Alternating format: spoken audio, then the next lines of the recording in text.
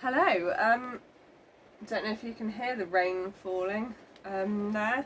It's turned into a really miserable afternoon, so I thought I would read chapter 10 of The Worst Jeremy Potts Ever, or rather that's what it's called, chapter 10 of Barnaby Brocket, of course.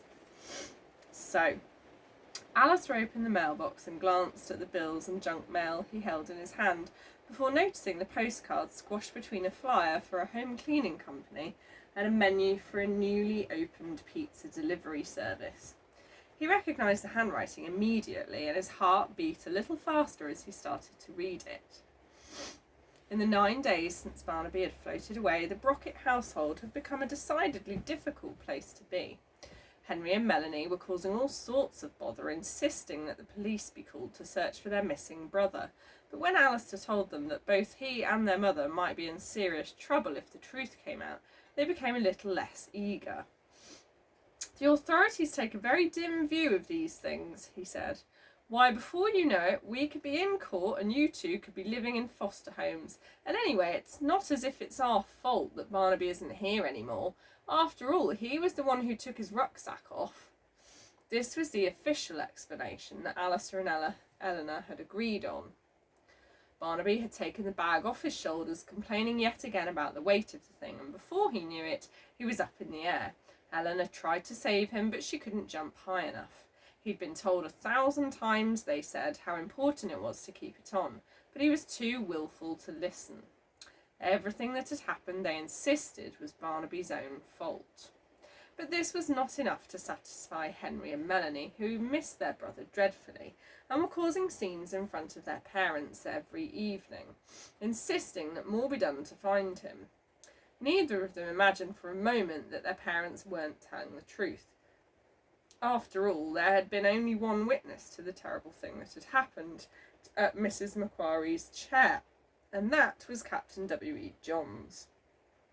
And it wasn't as if he could expose the lie.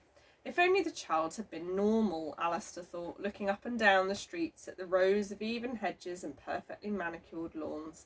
Was it too much to ask for a child to fit in? He remembered when he was Barnaby's age. He'd done everything he could not to stand out from the crowd, but it wasn't possible. Not with all the attention-seeking that his own parents had insisted upon. He felt sick in his stomach when he remembered how desperate they had been for everyone to pay attention to their son. His father, Rupert, dreamed of being an actor, his mother, Claudia, of being an actress.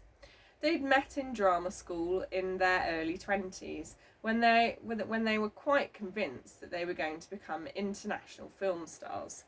"I only want to work with the very best directors," said Claudia, who had only ever had a small part in a television advertisement for artificially sweetened breakfast cereal, in which she played a spoon. "And with actors who really respect the craft," added Rupert, who had won the role of Thug in Cafe in an episode of an early evening soap opera when he was 16 years old. Stardom somehow eluded them both, and so when Alistair was born they developed a new ambition to turn their son into a star instead. From the time he learned to walk, the boy was dragged to auditions for commercials and plays and television drama series, despite the fact that he had no interest in taking part in such things and would have preferred to stay at home, playing with his friends. A naturally shy boy, he hated standing up in front of complete strangers and having to perform a scene from Oliver or sing a version of With a Little Bit of Bloomin' Luck in a ridiculous Cockney accent. "You'll do it or you won't get any dinner," Claudia told him when he was 11 years old and complaining about being forced to audition for the part of Jeremy Potts in the amateur dramatic production of Chitty Chitty Bang Bang. "But I don't want to be Jeremy Potts," complained Alistair. "I want to be Alistair Brocket." "And who is Alistair Brocket?" cried Rupert, appalled that his son would allow such a great opportunity to pass him by. Nobody at all. Is that how you want to spend your life without anyone paying you any attention? Look at your mother and me. We could have been giants of the film industry, but we gave it all up to become the parents of an ungrateful little boy. And this is the thanks we get." Alistair said nothing to this. He knew very well that they hadn't given up anything for him.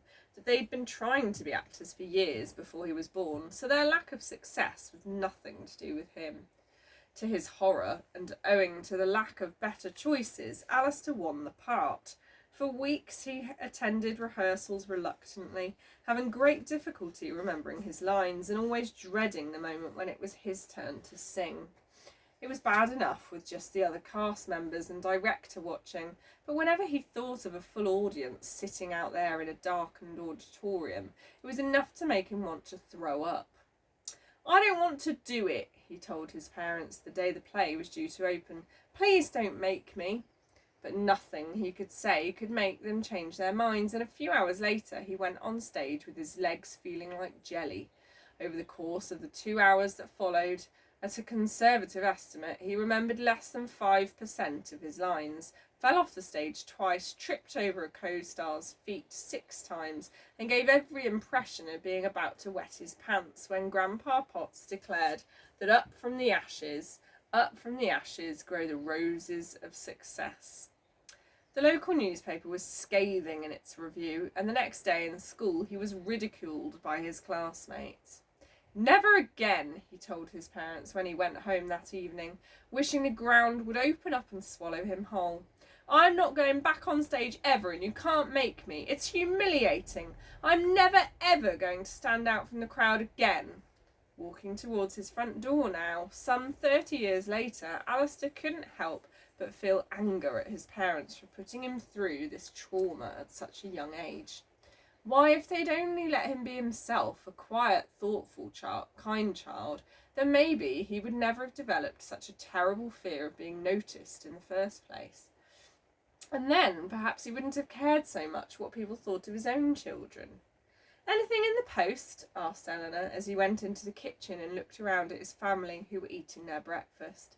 Henry and Melanie said nothing. They were maintaining a silence to show their parents how much they missed Barnaby.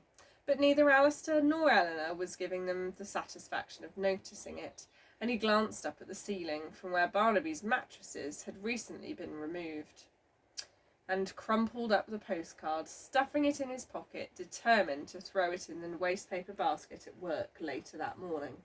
"Nothing," he said, betraying a slight catch in his throat as he shook his head. "Nothing except bills and junk mail." And that's the end of that chapter. So he hasn't told his family about the postcard from Barnaby. Oh dear.